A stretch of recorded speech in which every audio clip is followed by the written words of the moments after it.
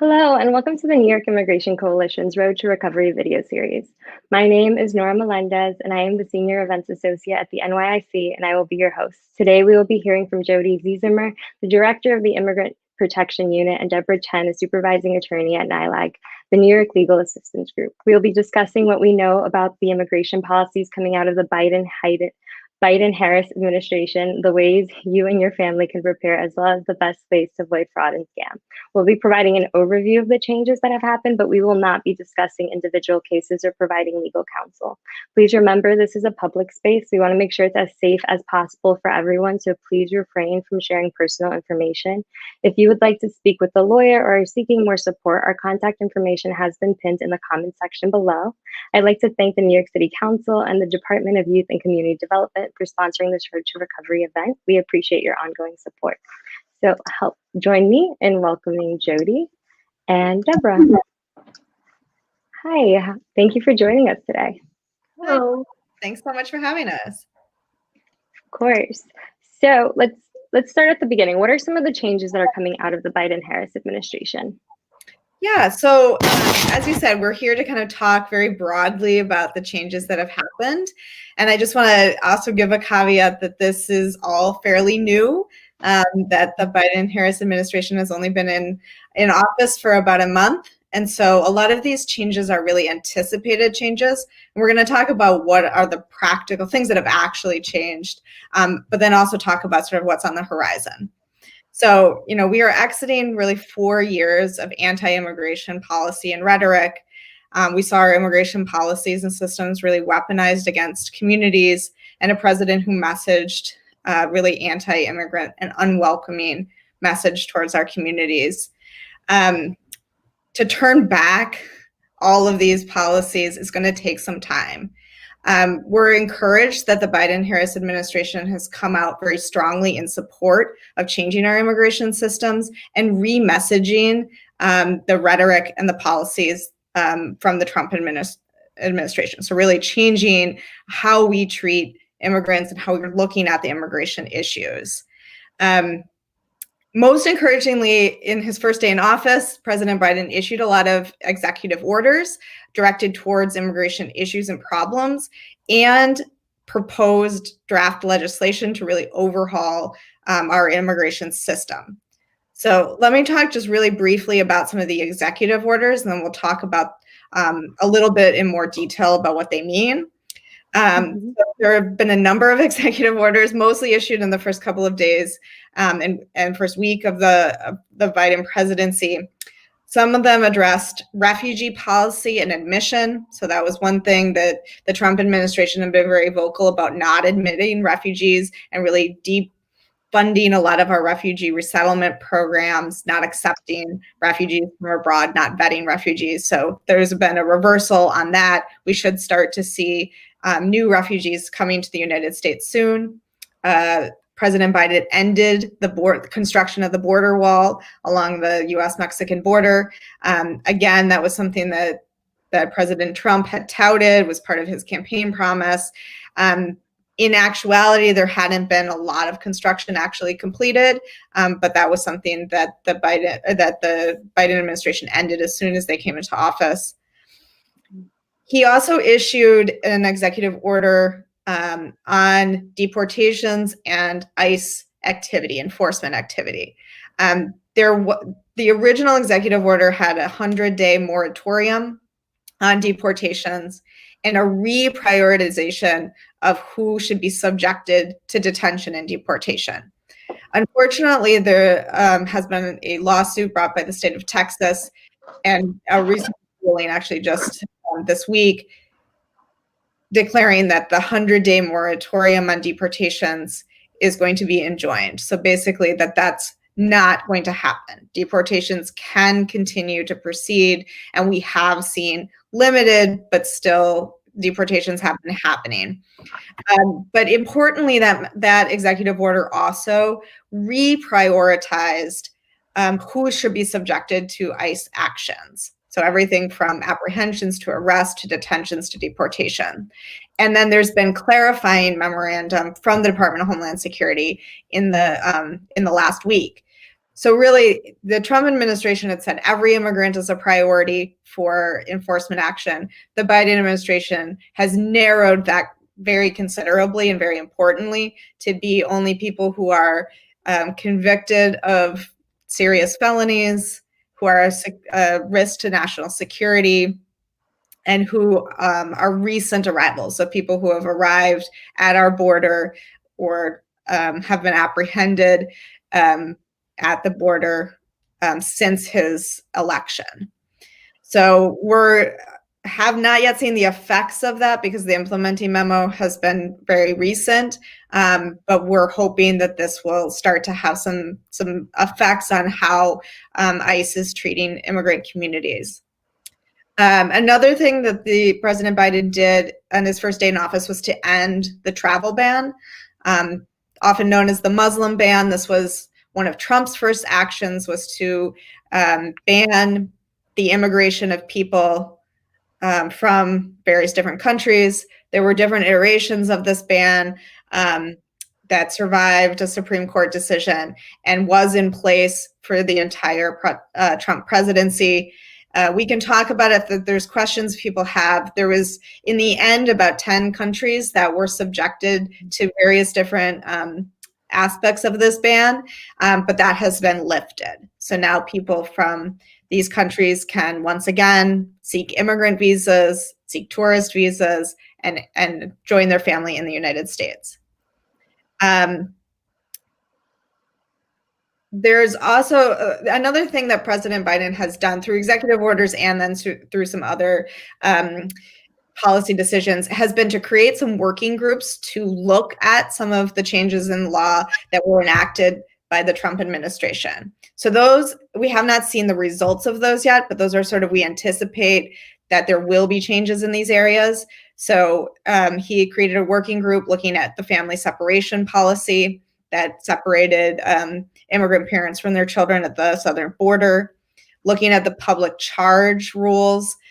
So, creating a real economic barrier to people seeking to immigrate to the United States, looking at asylum law. That was one of the areas of law that Trump particularly targeted in a number of different ways through a number of different rules, regulations, and court decisions. And then also looking at migration at the southern border and asylum seekers there. So again, those are things that haven't had any concrete changes, but there's a willingness to look and to provide some experts to actually consider what changes would be necessary and how to really address some of the underlying problems in those areas. And then one other thing I'm going to have Deborah talk about in just a minute is the reinstatement of DACA, the Deferred Action for Childhood Arrivals program. So that was another big thing that actually has some concrete and measurable changes that have happened already. The final thing I'll talk about is the proposed legislation. So Biden, on his first day in office, came with draft legislation to really overhaul our immigration system, which is something that is needed to be done, that President Obama tried to do, actually the President George W. Bush tried to do. It's been something that has been a necessity for many, many years and decades to fix our immigration system and fix some of the things that are broken about it. And so President Biden had drafted legislation that he gave to Congress, and that has actually been proposed now in Congress. So they are considering legislation. It is still in the very early stages. There is going to be hearings, there's going to be debates, there's probably going to be a lot of negotiation around what that legislation contains, and it's still a pretty outside chance that it will pass in any form. So I'm not going to go into the details of that. There's been some great news articles about that and different forums talking about what the proposal is. But it covers everything from family-based immigration to humanitarian immigration, such as asylum. It talks a little bit about enforcement priorities. It talks about bringing people to the United States, some changes in those programs. It touches on things like the diversity lottery and some of the other things that have been in the news because they've been under attack or have just been not working for the benefit of family unity and for immigrants trying to live with dignity in the United States. So with that, I'll pass this to Deb now, who can talk a bit more about the Deferred Action for Childhood Arrivals program, the DACA program, and where we're at with that. Okay, so hi everyone. Yeah, I'm just gonna briefly talk about DACA, what's going on with it. As probably most people in the community know, it was started in 2012 under President Obama. It pretty much ran until, I would say, the end of the Obama administration into the beginning of the Trump administration, when they tried to end the program via executive order. There were multiple lawsuits filed that are some of which are still ongoing. But basically, for the past 4 years, we have not been able to submit any initial DACA applications. That means anybody who came of age during this time, anyone who was eligible during this time, was not able to apply because they weren't accepting these applications. We could only file renewal applications, and that was just to kind of give them 2 years at a time.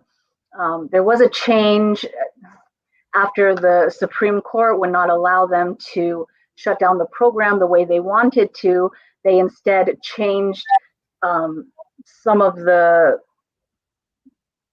portions of the program so that instead of a 2-year renewal, it was only a 1-year renewal. That all has since gone away. So we were back up to the 2 years, and everybody that had got the 1 year during those brief few months, they issued 2-year EADs for them again. And so with that, I guess in December 2020, finally we were able to apply for initial DACA applicants again. So this has really changed, and we expected that to happen under the Biden administration anyway. So if the court had not ordered it, we would have expected the new administration to do that amongst their first kind of tasks. So we're back to DACA as it stood back in 2012. The same rules apply, the same way that you apply, with the same forms, same documentation. None of that has changed. And they are now again able to apply for advanced parole, which is the just permission to travel internationally and then come back into the country. So under the Obama administration, it was fairly easy to get advanced parole. You had to give a reason, and you didn't even really need that much proof. You know, they wanted to see their grandma, they wanted to see their families, and we were able to request those, and they re-entered the country without issue. For the past 4 years, it's been really difficult. They put out some guidance that said that it had to be for extraordinary circumstances, and it had to be where, for example, you were the primary caretaker of an immediate family member, so like grandparents wouldn't count. So they've gotten rid of that, the more stringent rules as well. We're able to apply for advanced parole again. People can travel if they need to. So we've gotten quite a few requests for that as well. Thank you. So how should community members be preparing for when these new policies are finalized or rolled out? That's a good question. So again, nothing has changed in terms of the law. So as Deb said, there's been kind of a fortification of the DACA program, but that had been in existence for the last 8 years or so.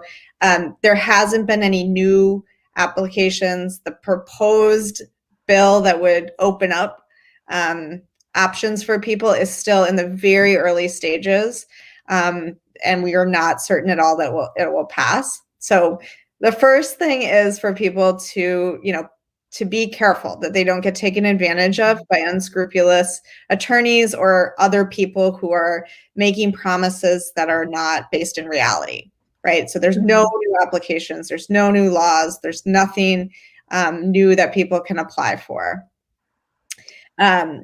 but there are things that you can do now in anticipation of things changing in the future, if knowing that change is uncertain. So and those things have always been true. Paying taxes is something that every person who lives and works in the United States can and should do, and is often a really important evidence for any type of application. So showing that you're contributing, showing that you work. It's also good proof that you actually are living in the United States, which is often a requirement for applications, certainly is for DACA. We anticipate any future laws would have that as an element as well.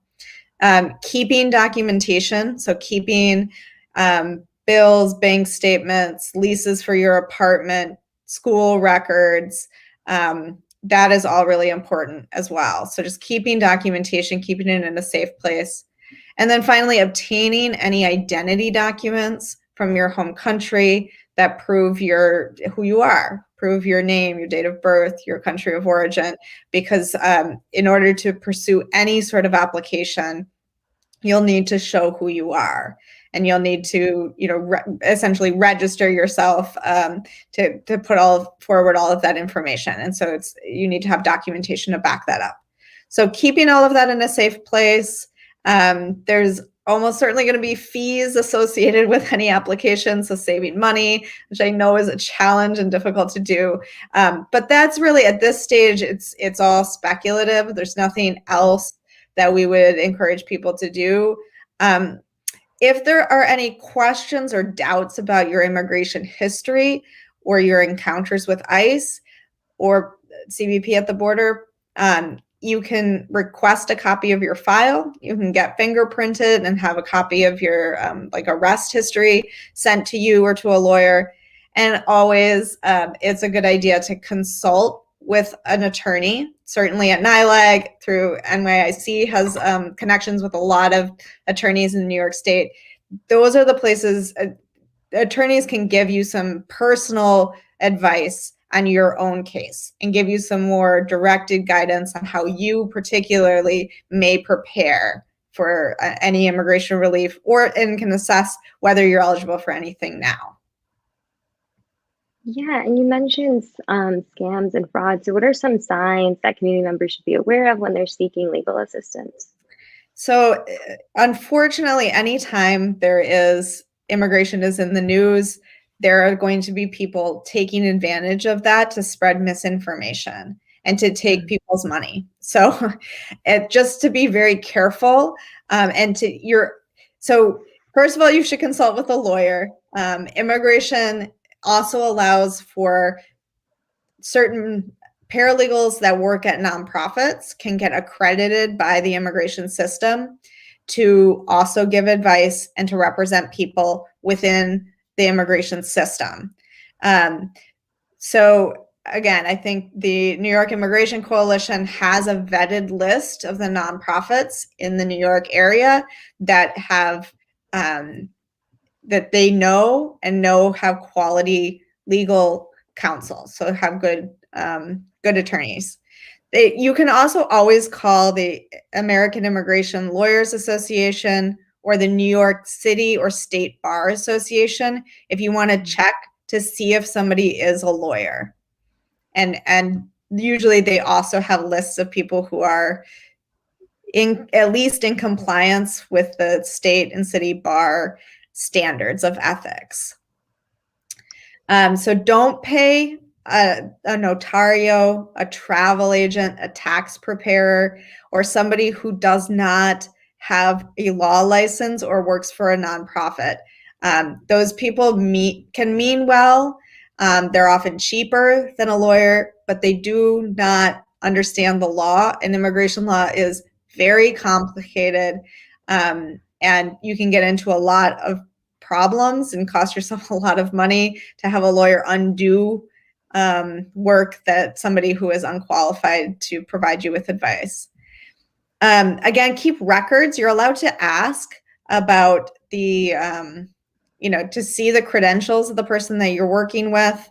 To ask, you should always have a contract or a retainer is the word that we use in the legal field, but it's a contract that says what this person will do for you, how much they will charge you, and what the expectations are. Don't ever sign blank documents. If you're signing an immigration form, you should know what that form says. You should know what the purpose of that form is. And Google can be your friend for all of these things. So you can Google the name of your lawyer, and that will show you if they have had problems in the past, if they have, if they're not really a lawyer. Sometimes there's news articles and stories about people. You can also Google the names of the forms that you're filling out or that you're being asked to sign. All immigration forms have a number associated with them, and you can look those up online and they will tell you what they're about. There's often translations as well of the forms, or at least the titles of the forms, so you can understand what it is, that the purpose of the form. Do you have anything to add? Nope. Okay, we have a question. I don't know, that kind of relates to this. Just says, how do I know I'm working with an accredited rep? That's a good question, because they're not as, you can't really find those records as freely, but they should have a letter. We have to go through an application process to get people accredited. They have to go through training and educational programs. So you can always ask them for the letter that proves that they were actually accredited. Thank you. And that is a perfect segue. We're actually going to be opening it up for live questions. So if you have a question, please submit it in the comment section below and we'll be answering your questions. Please remember, this is a public space, so please refrain from sharing personal information. If you would like additional support or are looking for a legal consultation, our contact information has been pinned in the comment section below. So another question that we do have is, does NILAG work with New York State residents, or do you have to live in New York City? That's a good question. We mostly work with New York City residents. We do have a small program in Nassau County as well. And we do some work with people who are detained. And that doesn't matter where they have previously lived in New York State, but mostly New York City. Okay, and another question we have is, how should I handle ICE engagement or activity? Yeah, so I think we might have a slide about that. So again, ICE has really been very forceful, very aggressive in the last 4 years. And so this is a very legitimate fear. We are very hopeful that with the Biden administration and the memorandum that they've already issued about ICE priorities, essentially limiting who ICE can target and why, coupled with the fact that there is new heads of the Department of Homeland Security and Immigration Customs Enforcement, that there will start to see a change and less enforcement action. Certainly, you should be educated and aware of your rights. So first, you never have to open the door to ICE. You only have to let somebody into your house or to your apartment if they have a warrant. And ICE almost never has a judicial warrant. If they say they do, they can slip it under the door or slip it through a crack in the door, and you can look at it and you can consult with somebody. But you do not have to answer the door. You do not have to answer their questions. And that is the easiest way to avoid further problems with ICE, right? ICE almost always, the information that they present to the court for deportation is information they've obtained from you.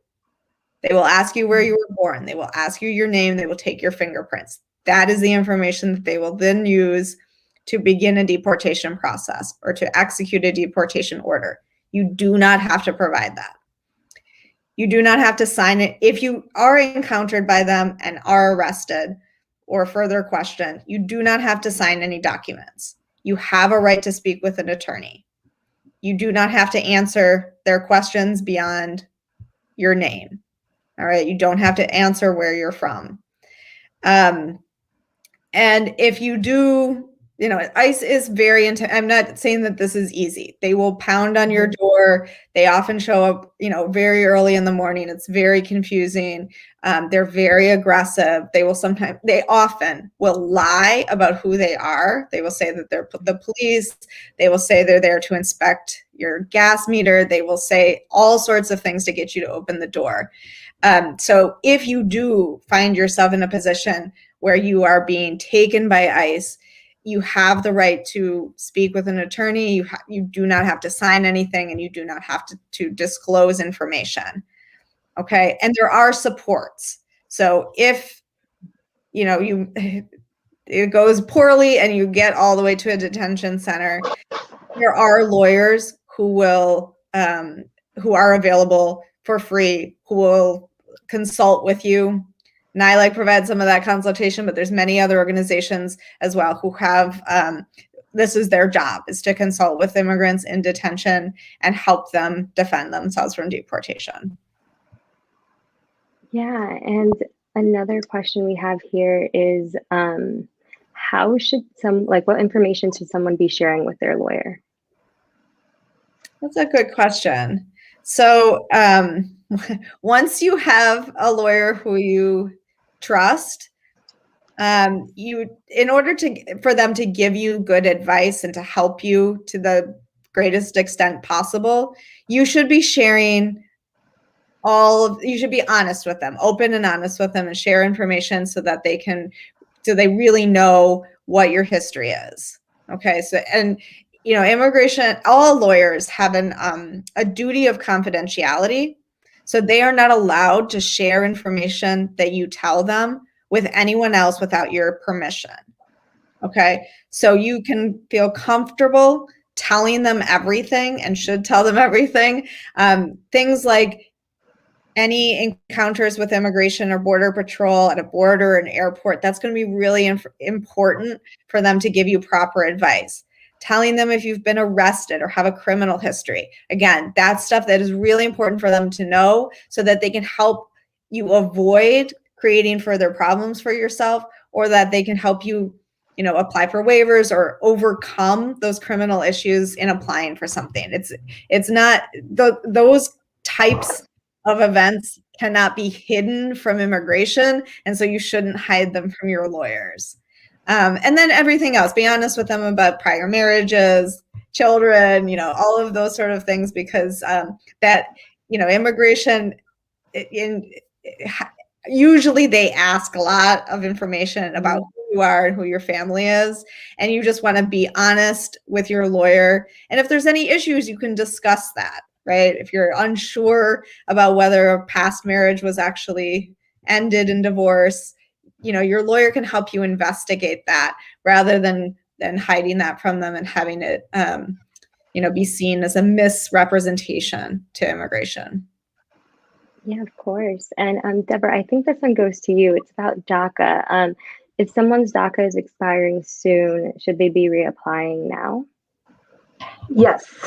So you can renew your DACA 150 days before the expiration. So that's about 5 months before it expires. You can put a renewal application. And it's okay even if you let it expire, you can still put in a renewal application. But the big thing with that is if it expires for over a year, they will treat it like an initial application, and then you'll have to kind of go through all the same steps again and give them a lot of documentation and prove that you're still eligible for the DACA program. So that's kind of the most important thing. You want to make sure that it doesn't expire at all, but if it does expire, that you remember to renew it within a year. Awesome. And then a follow-up question to that is, can I go to college with DACA as my status? Yes, you can go to college with DACA. I don't really know the world of scholarships, but I'm pretty sure there are some for people with DACA status. You might not be able to apply for some like federal loans or things like that, but there are definitely still programs out there, scholarship programs A lot of people, I mean, one of the biggest things about DACA is an education requirement, right? So they want you to go to school. They want you to have graduated from high school, or they want you to be in college or any other kind of education program. So yes, I would say you can definitely go to college. And you can also work after. The whole point of DACA is also you get an EAD with that. So once you come out of college, you're also allowed to be employed. Yeah, definitely that work authorization is really important. So we also have a question here that says, will you be doing presentations like this in Spanish, or can you do a presentation for a specific community-based organization? So from the NYIC, I can say that this live stream will be subtitled into multiple languages, including Spanish, and it will be shared through our YouTube channel. So make sure to keep an eye on that. If you're looking for Know Your Rights specifically sessions, we have more information on our website, and you can request a Know Your Rights session as well. For NILAG, I leave that up to you too. Yeah. I'll also say we have those graphics about Know Your Rights. Those are available in other languages, including Spanish, but also I think 10 other languages. NILAG, as many of the organizations in New York City, have attorneys who speak multiple different languages. So we can certainly give you a consultation in your native language. And we often do presentations on various different topics in communities in the languages that they speak. Awesome. Okay, so I think that's all the questions we have today. Thank you so much for joining us today, and thank you everyone for tuning in. If you would like a legal consultation, make sure to fill out the form at the link below. And to stay involved with the New York Immigration Coalition, the New York Legal Assistance Group, follow us on Instagram, Facebook, Twitter, YouTube, all the places. As a reminder, tax season is underway. So to learn more about how you and your family can safely prepare taxes, please watch our video on online tax prep with the Qualitas of Life Foundation. So stay safe, take care, and enjoy your evening, everyone. Thank you both so much for joining me today. Thank you. Thank you.